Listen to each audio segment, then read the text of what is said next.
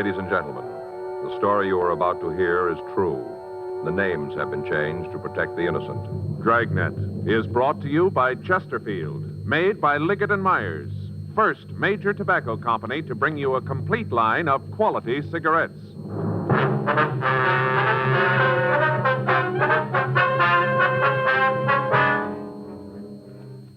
You're a detective sergeant. You're assigned to Bunko Fugitive Detail. A confidence man has set up operations in your city. The product he's selling has a ready market. Perfect cut blue-white diamonds. Your job? Stop him.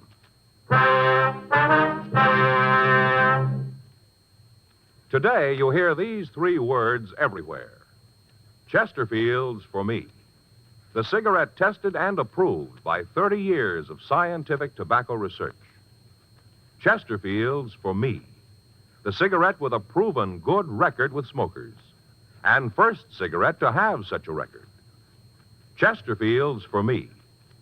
Chesterfield gives you proof of highest quality, low nicotine. The taste you want, the mildness you want. The Chesterfield you smoke today is the best cigarette ever made.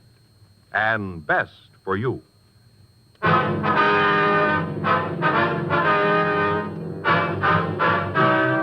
Dragnet, the documented drama of an actual crime. For the next 30 minutes, in cooperation with the Los Angeles Police Department, you will travel step by step on the side of the law through an actual case transcribed from official police files.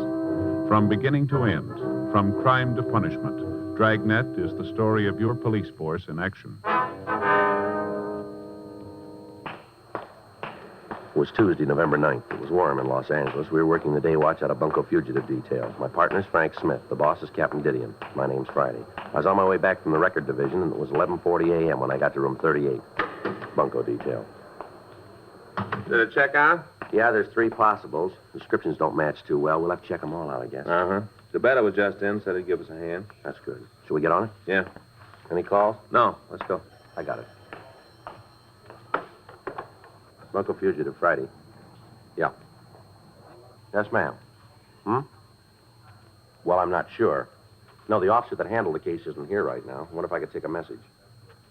Yes, ma'am. He'll call you when he gets in. All right, uh-huh. Yes, all right. If you'll wait just a minute, I'll transfer it just a minute. Hold on, please. Would you give this call to 2949, please? Thank you. Oh, excuse me. Yes, sir. This the fraud department? Was Bunko Fugitive? Yes, sir. Then I guess this is what I want. I'd like to report a swindle. All right, sir. I'll check with DeBetta, Joe. You can go to work on this list. Right. I'll be right back. Okay. You want to come in, sir? Sit down right here if you like. Okay. Well, where'd be the best place to start? Would you like to give us your name, sir? It's Harold Filson. That's with an F. F-I-L-S-O-N, Filson. Yes, sir. What I want to tell you about happened to a friend of mine. All right. He's a little too embarrassed to come in himself, so I said I'd tell you about it. It's a terrible thing. It should be stopped. All right, sir. We'll do what we can. You want to tell us what it's all about? Well, this friend of mine was in the bank one day. He'd gone in to make withdrawal, a couple of $100. I see. On the way out of the place, this kind of seedy-looking man came up to my friend and started to talk. Did your friend know the man? Never saw him before in his life. All right, sir. Go ahead. Well, this little guy said he had a business proposition to put to my friend. Said they could both make a lot of money out of it. Mm-hmm. The little guy suggested that the both of them walk down the street to a little coffee stand that's there and have a cup of coffee. My friend didn't see anything wrong with that, so they did. That's where the little guy told the story. What was that, sir? Oh, about how he was a DP, a displaced person. Mm-hmm. Said he'd come over from Belgium. Big story about how he just managed to get out of Germany with his life. Really laid it on thick, real thick. Uh-huh. That's when he pulled the snapper. Said that he'd gotten into the country illegally, but he didn't have any papers, and that's why he came to my friend. I see. Go ahead. And see, this little guy reached into his pocket, took out a couple of pieces of folded paper. He undid them, and there were 4 diamonds. Most beautiful things you ever saw. Mm-hmm. Fellow went on to say that since he was in the country without a passport, he couldn't take the chance of trying to sell the diamonds, said he might be picked up. So he wanted to sell the stones to my friend. Said he wouldn't have any trouble getting rid of them. Well, how much did he want for them, do you know? Said he'd sell the lot for $13,000. It's quite a bit, isn't it? Yeah, especially when this friend of mine doesn't know anything about diamonds. All right, sir. Do you want to go ahead? Well, the little guy said my friend could take the stones to any jeweler and have them appraised. Said he'd go along with whatever the jeweler said. And that's what your friend did, then? Yeah. Went to one of the best jewelry stores in the city. Took the stones with him and had the jeweler look at them. Now, this little man, did he go into the store with your friend? No, he said he'd wait outside. Uh-huh. Well, the jeweler looked at the stones and said they were worth $15,000. That's wholesale. $15,000. So your friend bought the diamonds, did he? Yes. He offered the owner $10,000 cash for them. The little guy wouldn't go for the deal, so he took the diamonds back. They hemmed and hawed around for a couple of minutes, and then he said he'd sell. So both of them went to my friend's bank, got the money, and the deal was set. The little man reached into his pocket, took out the package, handed over the diamonds for the $10,000. Mm-hmm. Then my friend tried to sell them. He went back to the same jeweler. And that's when he found out. Yeah? They weren't the same stones. My friend had gotten a different packet. Instead of diamonds, he bought 4 zircons, worth $25, $30 apiece. $10,000 for $120 worth of cut glass. Now, you've got to do something about it. You've got to figure some way to get that money back. All right. You want to give us a description of the man who sold you the phonies? How'd you know? Well, you aren't the only one who's been taken by this racket. There have been several cases the last few months. That's all the more reason you ought to get him. $10,000, that's what he took me for. That's real easy money. Well, the only difference is the amount, isn't it? What do you mean? You tried to take 5 the same way.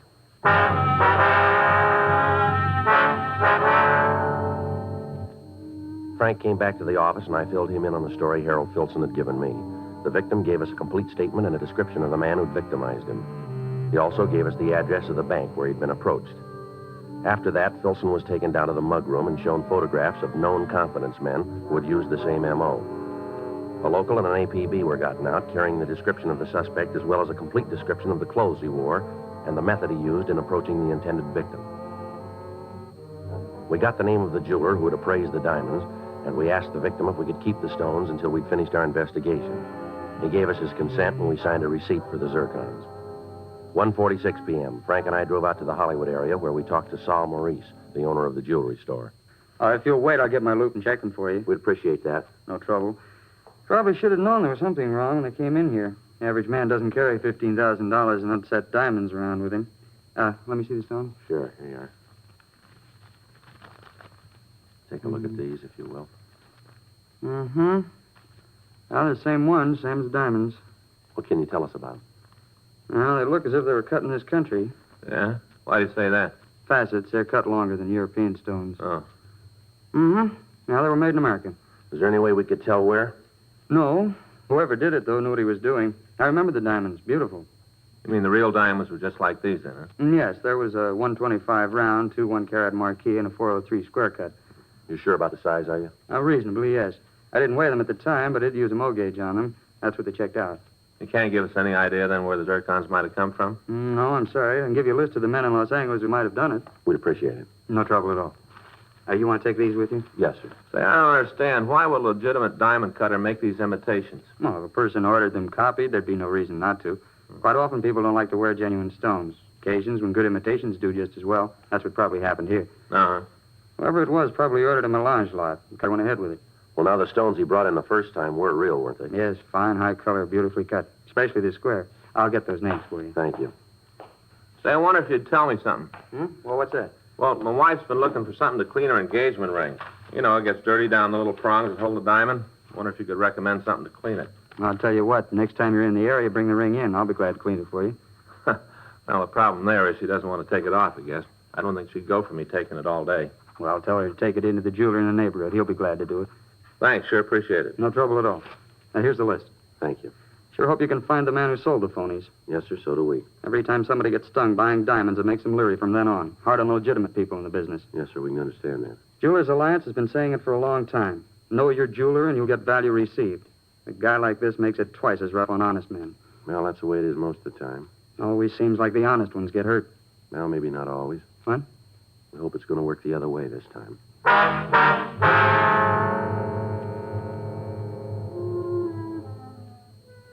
"3:15 p.m. Frank and I returned to the office and got out a supplemental bulletin on the genuine diamonds that were being used.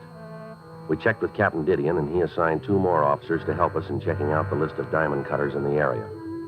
The questioning took the better part of the next day, and at 4:37 p.m., when we met in the bunco squad room, we were no further ahead with the apprehension of the suspect.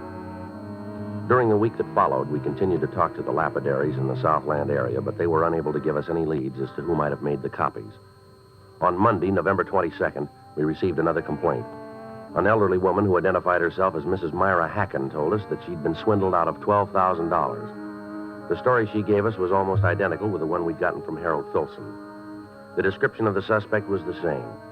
Frank and I talked to the jeweler that had made the appraisal on the stones for her. He was unable to give us any concrete information. However, the zircons purchased by Mrs. Hacken were identical with those bought by the first victim, Filson. 2 more weeks passed, and in that time, the confidence man hit 2 more citizens. The method of approach was the same. The story he gave the victims was the same. Nothing in the story was new. The search for him went on. On Wednesday, December 1st, Captain Didion called a meeting in his office. Come in. Sit down. Right. Thanks. Well, what's it about, Skipper? You know what it is. Where are you on it? Oh, the diamond switch, huh? That's it. Going slow, Captain. Well, what's the score to date? About $45,000, isn't it? Yeah. You're no closer to the guy than when he started. Well, we got a description. We can't book that. We're doing everything we can, Captain. We talked to all the victims, all the people in town who might know who he is. There isn't a rumble. He must be playing it single. None of the usual sources know anything. How about the money? Anybody spending more than they can account for? No, not that we've been able to turn. Stats office? Well, they've given us a list of possibles, 14 of them. They've all been checked out, none of them fit. What about the Jewelers Association? What do they got for you? Well, they're doing all they can. They put out a notice to all their members to be on the lookout for the guy. Sent out a description to all the diamond cutters asking for information on the stones. Mm-hmm. We've had a composite drawing made of the suspect. M.O. sheet. It's been sent to all the banks in the area. Nothing back on it, though. Well, what's the answer? Got to be some way of nailing him. Well, we got an idea. The odds are on the long side, I guess, but it's about the only way that we can think of. Let's hear it. Well, we know that the guys work in the Hollywood area pretty heavy. Seems that most of the marks he picks are out there. They do business in those banks along the boulevard. Mm-hmm. We thought that if we could spot a couple of undercover people in the banks and make it look like they were doing business there, they might be approached. You meant it when you said the odds were long. How many people do you figure you're going to need for this? Well, we figure a minimum of half a dozen. They all should be middle-aged or elderly. Suspect doesn't seem to bother anybody under 40. How about keeping in touch with the undercover people? How you figure to work that? Well, we thought we could cruise the area, work out some kind of a check system so we'd know what was going on. Mm-hmm. Okay, I'll get in touch with Chief Brown. Ask him to line up some officers that'll work the banks. You better get in touch with Hollywood. Fill him in on what you're doing. Might ask for a couple of F-cars to give you a hand in the surveillance. Right, Skipper. We'll get together here in the morning. You can brief him on what you want, how you're going to work it out. Okay. Better notify the banks, too. Give them the setup so there won't be any slip. All right. Excuse me. Bunko fugitive, Captain Didion. Yeah? Mm-hmm. Okay, we'll send him right up. That's right. Do what you can. Here's one to move on. Bank on Hollywood Boulevard. Head cashier says there's been a man loitering in the place for the last 30 minutes. Yeah? Matches the description of your suspect right down the line.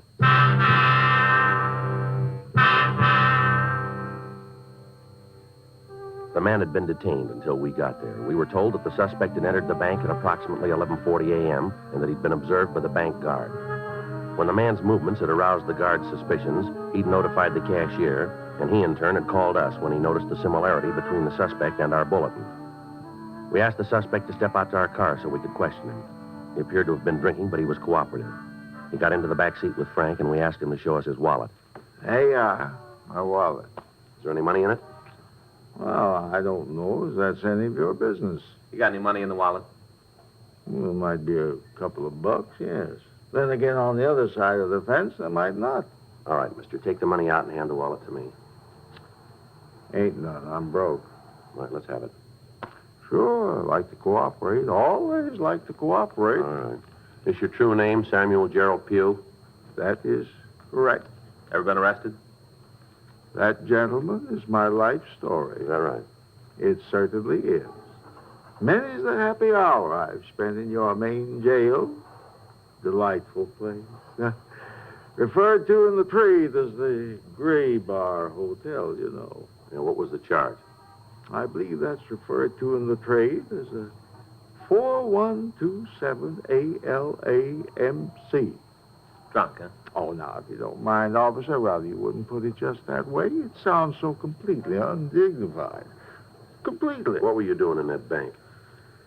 Then I spent a short vacation with the sheriff out in Castaic. Ah, that was a charming resort.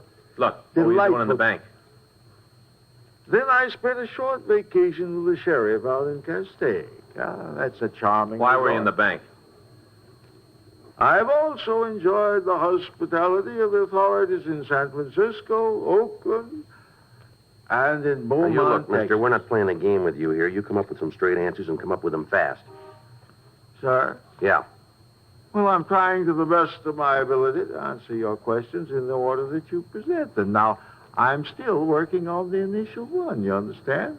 Would you like to know why I've spent so much time... Look, you know in the what we field? want to know. We want to know why you're in that bank. Very well, then I shall tell you. I have spent all of this time in gathering material for a treatise on the penal colonies in All right, America. Frank, let's go. Yeah, come on, mister. Get on your feet. Oh, here now, listen, I resent this treatment. And furthermore, I intend to expose your methods in my forthcoming book. Yeah. Yes. Realize, officer, that I've given you fair warning. You going to book me again? That's right. Drunk? We'll figure that when we get you downtown. Well, that's all you've got. I didn't really do it. You can't book a man to just think about Is it. that right? I didn't really do it. I was just thinking about it. What are you talking about? What I was doing in the bank. I'm broke and I'm hungry. I just got into town this morning. I arrived amid the sunshine of glorious California. Broke and hungry. So I ambled around a bit and went into the bank. Thought that maybe I'd write a little check. Just enough to tide me over until I decide to accept one of the many offers that have been offered me. You got any money in the bank? Oh, that's a trivial detail. However, inasmuch as you gentlemen are willing to accord me the hospitality of the Gray Bar Hotel, I shall accept with alacrity. Well, that's nice. I'm gratified that you appreciate my position. You got any way of proving you just got in town? Is that necessary? Might be for you. I shall have no trouble in supplying such verification. Yeah. I have been enjoying the hospitality of the largest state for the past 3 months. I severed my connection with them 2 days ago. Is that right? It certainly is. I, officer, have been in jail for the past 3 months. Yeah. In Beaumont, Texas.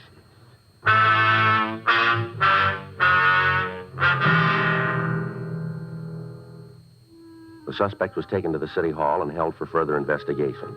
Teletypes were sent to the authorities in Texas, and they verified the story that we'd gotten. The suspect was booked in violation of 4127A LAMC.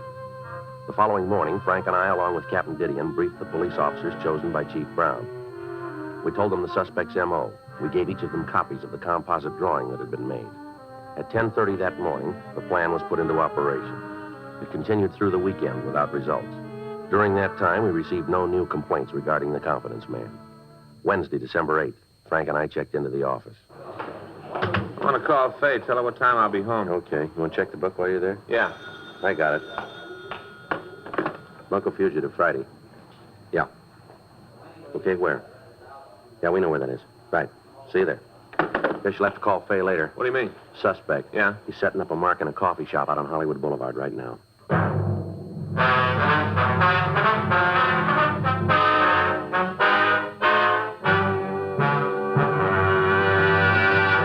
You are listening to Dragnet, the authentic story of your police force in action. Meet the Tom Harmons. You know Tom as an All-American, and now a top sports announcer. Mrs. Harmon is the motion picture and television star Elise Knox. They're typical of people everywhere who are saying, Chesterfields for me. I like regular-sized Chesterfields. Have for years. They're best for me, at least I think so, because of that Chesterfield quality. That's the way I feel about them, too. I've always smoked Chesterfields. Now I go for the king size. Guess I like a longer smoke. So whether you smoke regular size like Elise Knox or king size like Tom Harmon, enjoy America's most popular two-way cigarette. Chesterfields for me. You hear it everywhere. The Chesterfield you smoke today is the best cigarette ever made. And best for you.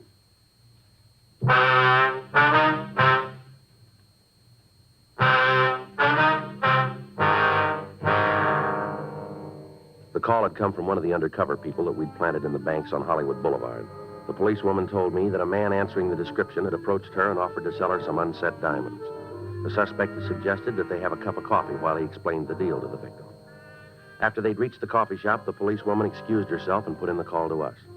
It took us 18 minutes to drive to Hollywood and Vine Streets and to get to the coffee shop. When we entered the place, we could see the policewoman at one of the rear tables. Frank and I walked back and sat down in the adjoining booth. They'd evidently been talking for several minutes before we got there. You can understand my position. I don't want to have to let them go, but I have no choice. Well, I'm still not sure why you don't sell them yourself. There is some trouble about my passport. The authorities are checking it over. If I try to dispose of the diamonds in the usual channels, there are bound to be questions I can't answer. I'm not sure I want to be mixed up in a thing like this. I've never had any trouble with the law. My husband would be pretty angry if he knew about this. But there will be no trouble. None. The reason I decided to even bother you with this is that I have seen you several times in the bank. You look to me like a person who would understand and want to help. Oh, that's very kind. It is you who are being kind, to even let me talk to you. I wish I could tell you how much it means to me to be able to walk up to just anyone on the street and talk. To know that there is nothing to be afraid of. This business about the passport is annoying, but it will all be straightened out. After that, everything will be all right. Well, can't you wait until then to sell the diamonds? I'm afraid not.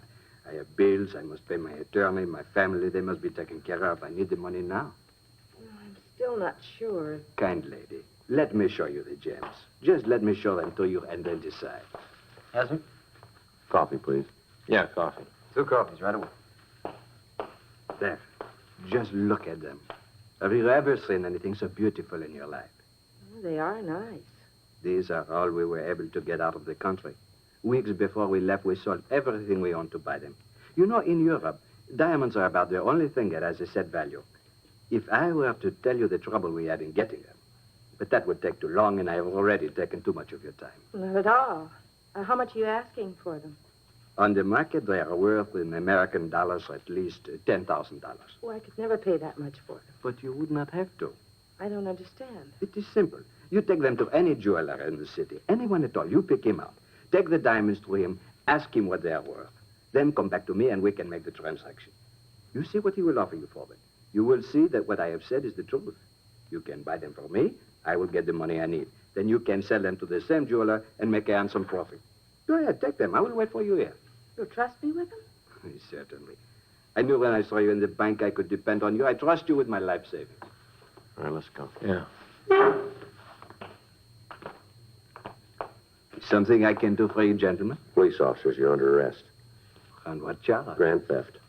You must be joking. Afraid not. Let's go. You get everything you needed, Sergeant Friday? Yeah, thanks, Margaret. You are in with them? I'm a police officer, too. How you gonna know? I'll take the diamonds. Want to give us the zircons, too? Yeah. Here you are. It's a lousy deal. You're gonna have to prove it, you know. We'll take care of that. How you gonna do it? Well, it shouldn't be too tough. Have the victims take a look at you. They should give us a positive identification, shouldn't they? Yeah, I guess so. Where'd you get the stones? Picked them up in New York. They're real, worth easy $13,000, maybe $14,000. How about the imitations? What about 'em? Well, where'd you get them? Friend of mine, guy back east. His hobby is life, you know. Lapidary? Yeah, that's it. I had him cut the zircons for me. Do you know why you wanted them? No, I told him it was for a joke, asking to make me 6 sets. All of them like the real ones. Only had this one and one more to get rid of. Just 2 more, and you have to tag me. Yeah, rough go. You need me for anything more, Sergeant? No, thanks, Margaret. We'll take him in. I'll go on, then. Right, thanks again. Glad to help. Thanks, Margaret. Yeah, I'll see you downtown. Right. Tell Chief Brown we'll be in to see him, will you? Okay. All right, mister, let's go. Mind if I finish my coffee? All right, make it fast. Okay, thanks. What's your name? Nathan Croner. You ever fallen before? Couple of times, small beefs. Where? Midwest, Colorado, Kansas. Big time? Burglary. Served 3 years in Colorado, 2 in Kansas. Thought you had it figured this time. Sure way to make it pay. Never know, do you? What's that? How it's going to turn out. Take this Dodge, for instance. Yeah. Hey, you got a cigarette? Yeah, here you go. Here. Thanks. I got a match.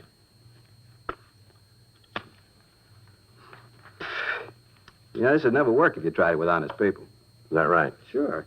Right off, I told him I was having trouble with my passport. Even told one of them I was in the country illegally. That's when he should have gone to the cops right then. Mm-hmm.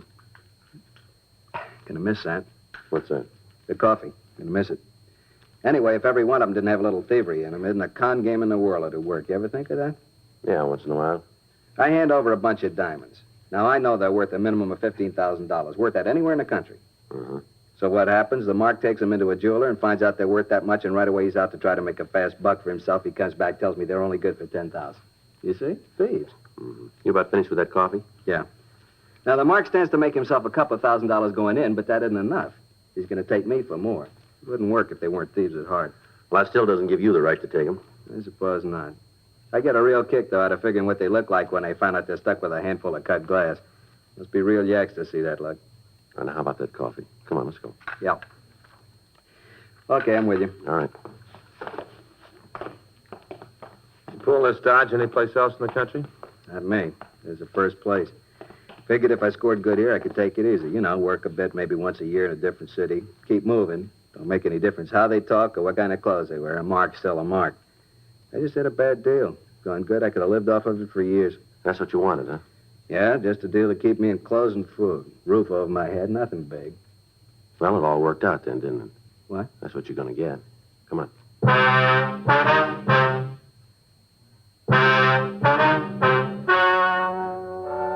The story you have just heard is true. The names were changed to protect the innocent. On April 15th, trial was held in Department 98, Superior Court of the State of California, in and for the County of Los Angeles. In a moment, the results of that trial. Now, here is our star, Jack Webb. Thank you, George Fenneman. You know, the Chesterfield you smoked today is the best cigarette ever made, and best for you. Now, that's a fact. And to my way of thinking, it's the very reason for you to change to Chesterfield. Try 'em either way, regular or king size. If you try 'em, I think you'll say with all of us, Chesterfield's for me.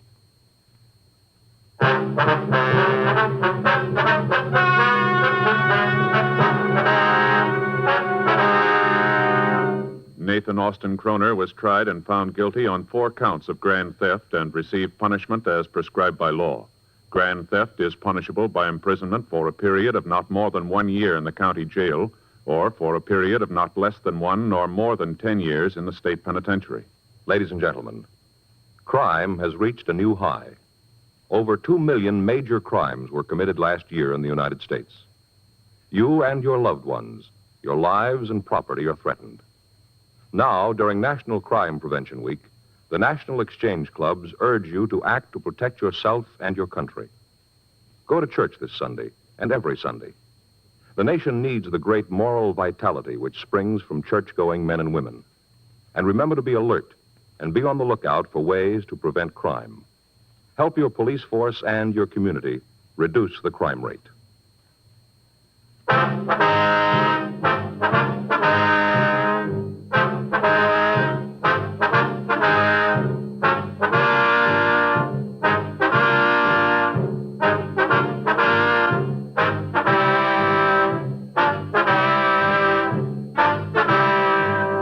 You have just heard Dragnet, a series of authentic cases from official files. Technical advice comes from the Office of Chief of Police W.H. Parker, Los Angeles Police Department. Technical advisors, Captain Jack Donahoe, Sergeant Marty Wynn, Sergeant Vance Frazier. Heard tonight were Ben Alexander, Harry Bartell, Virginia Gregg. Script by John Robinson. Music by Walter Schumann. Hal Gibney speaking. Watch an entirely different Dragnet case history each week on your local NBC television station. Please check your newspapers for the day and time. Chesterfield has brought you Dragnet, transcribed from Los Angeles. Filter tip smokers, this is it. L&M Filters. The one filter tip cigarette with plenty of good taste. Much more flavor, much less nicotine, and effective filtration. Only the L&M filter contains the miracle product alpha cellulose. Absolutely pure, non-mineral, harmless to health. Yes, this is it. As Maurice Evans puts it, L&M filters are just what the doctor ordered. Buy L&M filters, the light and mild smoke.